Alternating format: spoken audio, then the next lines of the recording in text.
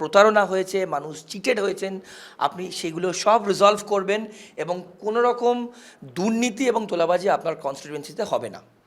দেখুন, 4 তারিখের পর 5 তারিখ, 4 তারিখ বিকাল থেকেই সবাই গেরুয়া আবির লাগিয়ে বিজেপির ফ্ল্যাগ নিয়ে, যত আমরা ইলেকশনে লাগাইনি অত ওই দিন বেরিয়েছিল।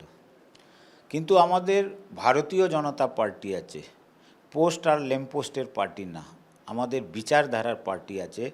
ওই দিন ওই সময় আমাদের যে মুখ্যমন্ত্রীর দাবেদার ছিলেন শুভেন্দুদা এবং আমাদের ভারতীয় জনতা পার্টির প্রেসিডেন্ট 5 তারিখেই কিন্তু মেসেজ দিয়ে দিয়েছে যারা তৎকাল টিকিট 4 তারিখের পর ওর জন্যে সব দরওয়াজা বন্ধ।